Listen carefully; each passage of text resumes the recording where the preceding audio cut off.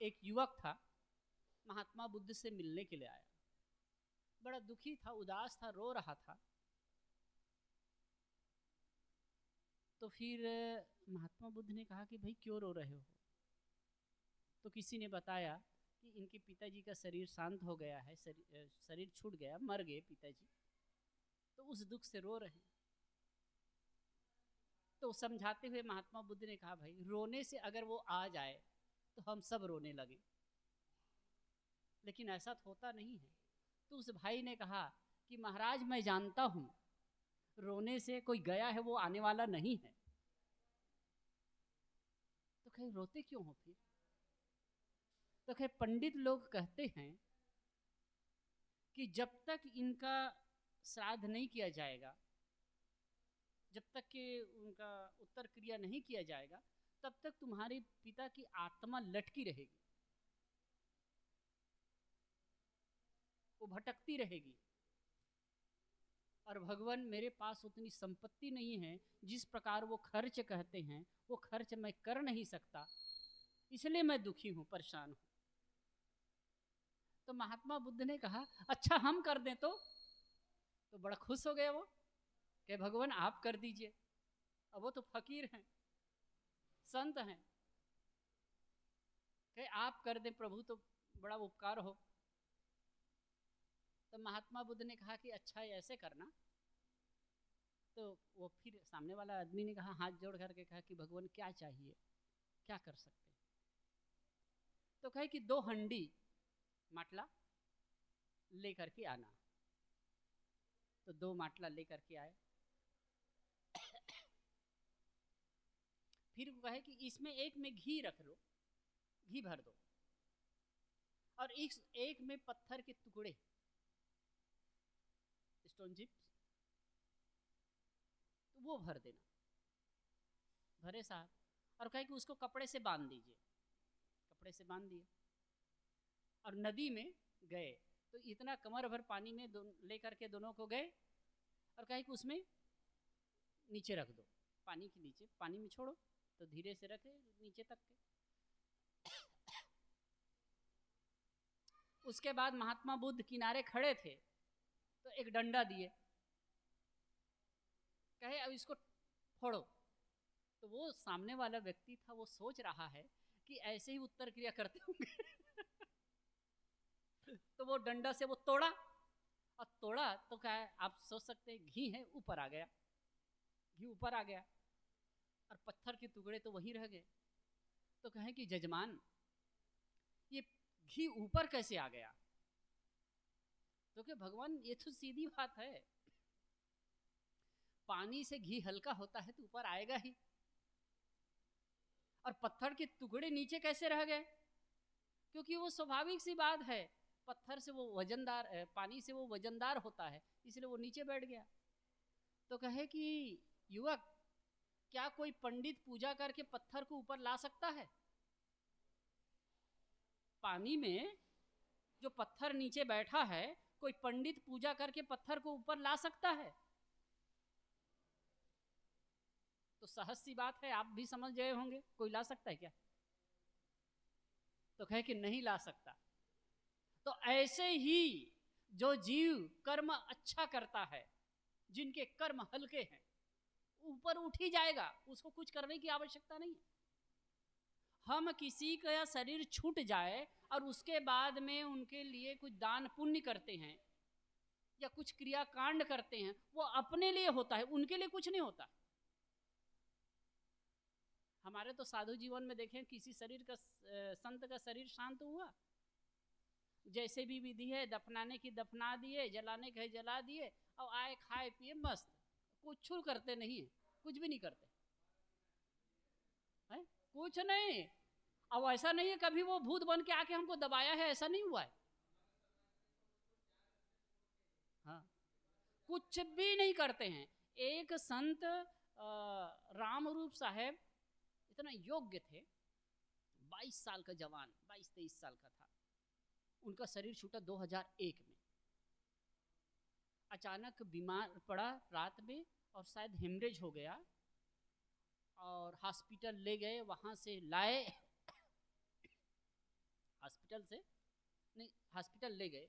उस समय गाड़ी नहीं थी हमारे यहाँ, तो वो ठेला से ले गए और शहर में गए तो एक भाई की गाड़ी लेकर के फिर हॉस्पिटल ले गए, और तब तक के 4-5 घंटे में वो समाप्त हो गया। डॉक्टर के पास ले गए तो फिर नहीं बच पाया। लाए तो हमारे यहाँ क्या होता है कि किसी संत का शरीर छूटा ना तो उसे पलाठी मार के बैठा देते हैं। तो ऐसे बैठाए, दीवार से टिक करके बैठे रहे। शनिवार का दिन था, तो शनिवार को वहाँ एक्यूप्रेशर वाले डॉक्टर आते हैं। इलाहाबाद की बात बता रहा हूँ। तो एक्यूप्रेशर वाले डॉक्टर आते हैं और बहुत सारे लोग आकर के देख रहे थे और बैठे, तो लग रहा कि बिल्कुल एकदम जिंदा है, ऐसे समाधि में बैठा है, ऐसा ही लग रहा था। उसी को देख रहे थे। फिर इधर देखते हैं कि कोई साधु रो नहीं रहा है, किसी के चेहरे में, किसी की आंखों में आंसू नहीं, किसी के चेहरे में उदासी भी नहीं। तो मैं वहीं पे खड़ा था, एक माता थी, डॉक्टर थी, तो वो कहती है किसके वो बेटे हैं कि बाप है कि पिता है, पुत्र है, क्या है, क्यों रोएंगे?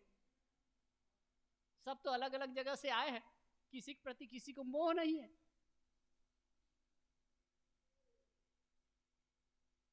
शरीर छूटा, उसके बाद ले जा करके उसको गाड़ दिए, भंडारा किए, खाए पिए। कुछ भी नहीं होता है, कुछ भी नहीं होता है। जीव अपने कर्मों के अनुसार जो कुछ किया वो संस्कार लेकर के गमन करता है, वो जाता है, अपना देह धारण करता है। आपके करने से कुछ नहीं होगा। इसलिए जियत ही, कबीर साहब ने कहा, जियत न तरे मुए का तरिहो, जीते ही जो न तरे। जीते जी अगर नहीं तर पाए तो मरने के बाद क्या करेंगे? कुछ लोगों की आप बात सुने होंगे कि अंतिम समय में होता है तो भाई गीता सुना दीजिए। एकदम मरणासन स्थिति में है और गीता सुना रहे हैं। जीवन भर कभी गीता का मुख नहीं देखा, वो कभी गीता को सुना नहीं है वो, और अंतिम समय में जब उनका मतलब एक चेतना शक्ति सिमट रही है, उस समय वो गीता सुन पाएगी? उस समय गीता सुन पाएगा? वो सुनेगा तो धारण करे, क्या करेगा? गीता पहले ही सुननी चाहिए।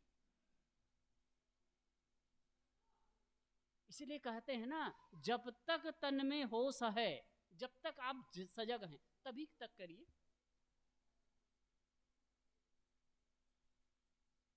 जीवन बहुत बेशकीमती है। मैंने पहले ही कहा था, कोई संत बोल रहे थे उसके, कि हम संसार के चकाचौंध में पड़ करके और संसार के व्यवहार में पड़ करके ऐसे उलझते हैं कि यही सब कुछ है। अधिकतम लोग बूढ़े हैं, 50 से ऊपर वाले हैं, कुछ लोग हैं 50 से नीचे वाले। आपको क्या आवश्यकता है सत्संग की? नए लोग क्यों नहीं आते? एक को कहा मैं सत्संग, तो कहे साहब सत्संग तो बूढ़े लोगों का है, रिटायर्ड लोगों का, फालतू लोगों का। फालतू का काम है, धन कमाना, शादी विवाह करना, बाल बच्चे करना, वो जीवन का प्रमुख काम है। वो काल का थपेड़ा लगता है ना, कब क्या हो जाएगा कुछ नहीं कहा जा सकता। एक समय ऐसा आता है कि आचाबूच अचानक इस दुनिया को छोड़ करके चले जाना होता है। कोई साथ देता है? कभी कभी मैं कहता हूं, मनुष्य अपने लिए आसियाना बनाता है, तैयारी करता है, बैंक बैलेंस करता है, इतना बैंक बैलेंस हो, आराम से जिएंगे, बढ़िया घर बनाता है, सब कुछ व्यवस्था करता है, और ऐसा समय आता है कि उसी घर को, उस सब कुछ को छोड़ करके चल देना होता है, और ऐसे जाना होता है सदा सदा के लिए छोड़ करके चल देना होता है। ये निर्दय सत्य है साहब। मैं ये सब कहता हूं तो मुझे लगता है उनका सुकरात के बारे में पढ़ता था, उफ क्या बात है। दुनिया के इतिहास में एक ऐसा महापुरुष हुए सुकरात, यूनान के एथेंस नगरी के एक महान दार्शनिक, अपने समय का कबीर ही कहिए। उनके बारे में आता है, होशपूर्ण मृत्यु का वर्णन करने वाला आदमी, होशपूर्ण मृत्यु को जान रहा है। उनके बारे में बात आती है कि सुकरात इतना खरखर था, इतना तेज कहने वाला था। बीच में चौराहे पर, जैसे कबीर साहब कहते हैं ना, कबीर कहें कबीर पुकार के, या कबीर कड़ा बाजार में सबकी मांगे खैर। कबीर साहब पुकार के कहते हैं, बाजार के बीच में खड़े होकर कहते हैं, ना काहू से दोस्ती ना काहू से बैर। तो ऐसे ही वो खड़े होते चौराहे में खड़े होकर के, अरे आओ तो मेरी बात सुनो, जिन देवी देवताओं को पूज रहे हो क्या वो उस कल्याण करने वाला है? एकदम खरखर कहते थे, एकदम खरखर। तो स्वाभाविक सी बात है, आप दुनिया के इतिहास उठा करके देख लीजिए, कोई भी परंपरा के विरोध में खड़ा हुआ और सत्य कहने की चेष्टा की, उनको मार दिया गया। मंसूर को सूली पर लटका दिया गया। मंसूर क्या कहता था? मंसूर को जब बोध हुआ, समझ आया, तो अनल हक कहता था। जैसे हम लोग कहते हैं ना अपने यहाँ भारतीय परंपरा में, अहम ब्रह्मास्मि, मैं ब्रह्म हूं। ब्रह्म क्या है? ब्रह्म कहीं है? तो जो उच्च स्थिति में पहुंचा हुआ आदमी कहता है अहम ब्रह्मास्मि, मैं ब्रह्म हूं। जो ब्रह्म को जान लिया वो बाहर नहीं खोजता है। अहम ब्रह्मास्मि, मैं ब्रह्म हूं। और मंसूर कहता है अनल हक। तो उनका जो गुरु था वो कहता है भाई ऐसा न कहा, मत कहो ऐसा, नहीं तो मार दिए जाओगे। तो कहे कि मैं कहता नहीं हूं, ये मेरी बस की बात नहीं, अंदर से निकलता है। उनको ना हाथ पैर को काट करके सूली पर लटका दिया गया। सूली पर, सूली कैसे? ऐसे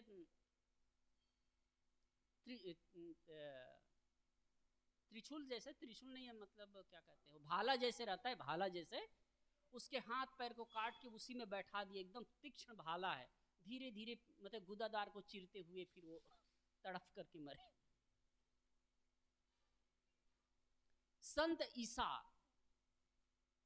वो भी धर्म के नाम पर पशुवध का विरोध किए, नाना प्रकार के देवी देवता और कर्मकांड का जो उलझाव था उसका विरोध किए। क्या किया गया? उनको क्रॉस पर लटका दिया गया। ऐसे ही सुकरात वो कहते थे, अरे रुको, ठहरो, तुम क्या कर रहे हो? कहां भटक रहे हो? किस देवी देवता के साथ में जा रहे हो? किसको पूज रहे हो तुम? वो दिमाग घूम जाता था लोगों को। अब ये परंपरा पोषित जो लोग हैं वो राजा से शिकायत किए और उनके बाद में उनको जेल में डाला गया।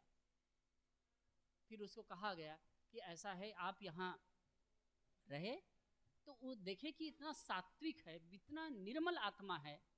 फिर बाद में कहा गया कि भाई आप ऐसा कहना, उपदेश देना बंद कर दीजिए। तो कहे कि जीवन क्या है उसको तो हमने जाना है, कहे उपदेश देना बंद करो नहीं तो तुम्हें जहर दे दिया जाएगा, मार दिया जाएगा। तो उन्होंने कहा मैंने जीवन को जाना है, मृत्यु का है उसको जान लूंगा। मैं इसके डर से, मृत्यु के डर से सत्य कहना छोड़ दूं, ये संभव नहीं है। जेल में उनको बंद किया गया था, अंततः उनको जहर का प्याला दिया गया। अब जब जहर घोटा जा रहा था तो कहे भाई कितनी देर है, लाओ जल्दी। समझ सकते?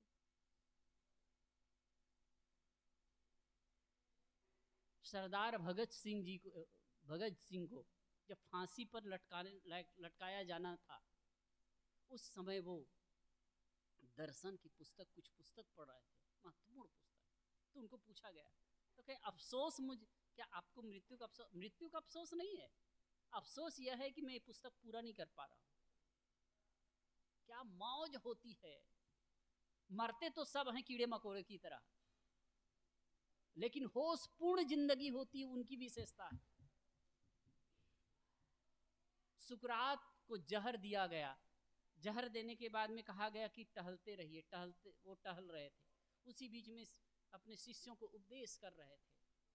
फिर अंततः जब पड़ गए, जब पैर मतलब लड़खड़ाने लगा तो लेट गए।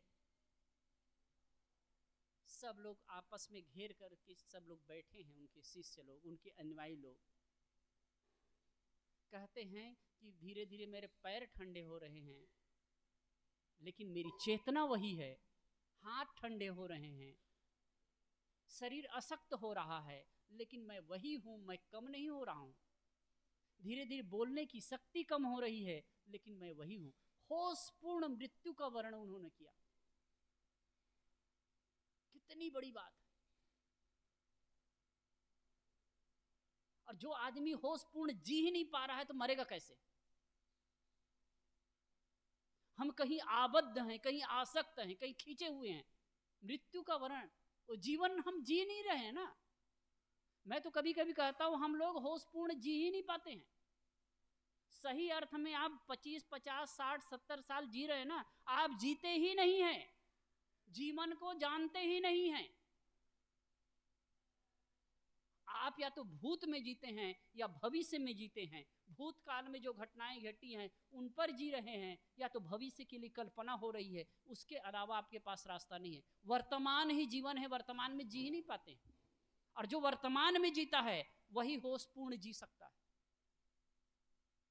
महात्मा बुद्ध के लिए कहा जाता है होशपूर्ण जीवन। एक बार एक जगह बैठ करके उपदेश कर रहे थे, तो एक मक्खी आई और आकर के नाक में बैठी तो ऐसे हिलाए। उसके बाद वो तो मक्खी तो भाग गई, फिर से हाथ हिलाए। तो शिष्यों ने कहा कि भाई डबल क्यों हिलाए, डबल क्यों हिलाए आप? तो कहे पहली बार मैं किया था, होश नहीं था। महापुरुषों के एक एक वाक्य पर एक संदेश होता है।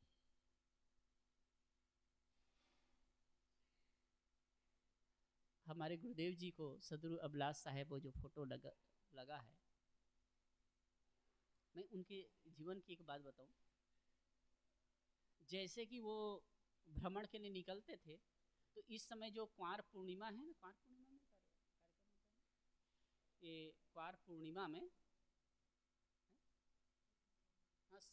शरद पूर्णिमा में कार्यक्रम होता है इलाहाबाद में। उसी समय वर्ष भर का प्रोग्राम बनता है, 8 महीना का पूरे भारतवर्ष में। तो एक दिन ही बनता है, उसमें फिर भ्रमण करते थे। बीच बीच में कभी 1-2 दिन के लिए आना होता था। कोई पूछे उनको कि साहेब जी कब आना, फिर से कब आएंगे, वापसी कब है? तो मैं कई बार सुना तो कहे कि अमुक समय आने की बात है। देखिए उनके होशपूर्ण कथन देखिए, अमुक समय आने की बात है। आऊंगा ऐसे कभी नहीं कहते थे, अमुक समय आने की बात है। एक जरूरी नहीं आ जाऊं। जिंदगी को हमको होशपूर्वक जीना है, और इसीलिए तो ध्यान और सत्संग है साहब। अब एक चीज हमेशा याद रखिए, अब बहुत देवी देवता के चक्कर में पड़ करके, बुद्धवाणी में आया है, चैत्र वन पर्वत नदी नाले की शरण में जाता है आदमी, वो बुद्धत्व को प्राप्त नहीं कर सकता, वो संबोधि तक नहीं जा सकता। इतना गहरा कहे हैं, बताऊं क्या। एक संस्कृत के पंडित ने कहा है, आप सुदेवा मनुष्य नाम दिवी देवा मणिषि नाम बाला नाम काष्ट लोष्ठेषु बुद्धस्य आत्मनि देवता। का आप सुदेवा मनुष्य नाम, सामान्य मनुष्यों के लिए जल देवता है, सामान्य मनुष्यों के लिए जल देवता है। आप सुदेवा मनुष्य नाम दिवी देवा मनीषी नाम, दिवी देवा मतलब आकाश में चमकते हुए तारामंडल, वो मनुष्यों के लिए देवता है, मनुष्यों के लिए, थोड़े ऊंचाई वाले लोगों। बाला नाम काष्ठ लोष्ठेषु, बाल बुद्धि, संस्कृत में बाल का अर्थ होता है मूर्ख, बड़ा कड़क शब्दों में बाल का अर्थ होता है मूर्ख। ये कहिए कि सामान्य बुद्धि वाले, बाल बुद्धि वाले, बच्चे बुद्धि वाले, उनके लिए काष्ठ और पत्थर की मूर्तियां ही देवता है। लेकिन बुद्धस्य आत्मनि देवता, ये कबीर नहीं कह रहे हैं भाई, संस्कृत का कोई पंडित कह रहा है। बुधस्य आत्मनि देवता।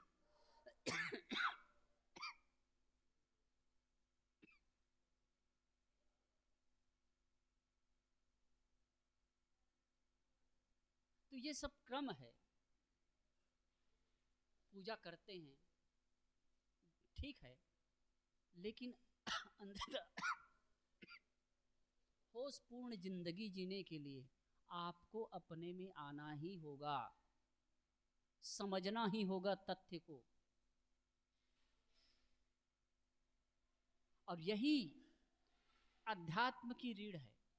सत्संग, भजन, कीर्तन, पूजा पाठ। आप मंदिर में भी जाओ, होश पूर्ण बैठ सको,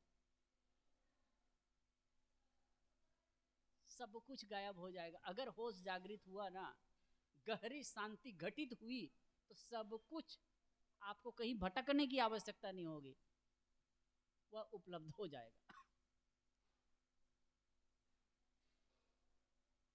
हम सबको चाहिए कि इस तथ्य को हम समझें। जैसे हमारे साथी ने कहा कि कुछ समय के लिए अपने घर को भी आश्रम और मंदिर बनाएं। बैठिए, अपने घर में बैठिए कुछ समय के लिए, और कभी कभी संतों को बुलाइए भी। हम ये नहीं कहते हमें बुलाइए, लेकिन एक मैं कहीं गया था छत्तीसगढ़ में, तो एक भक्त मुझे कह रहे थे, कहे कि साहब बड़ा सत्संग का आयोजन होता है, आश्रम में होता है, वहाँ लोग जाते हैं, लेकिन सब तो नहीं जाते हैं। लेकिन घर में कोई संत आ गया, सब लोग रहें, तो इतना पॉजिटिव असर होता है, बाल बच्चों को अच्छा संस्कार मिलता है, घर का माहौल चेंज हो जाता है। आप सीधी सी बात है, अगर कहीं हम आपके यहाँ आने वाले हैं, तो साहब आने वाले हैं, तो कपड़ा लत्ता सब व्यवस्थित हो जाएगा,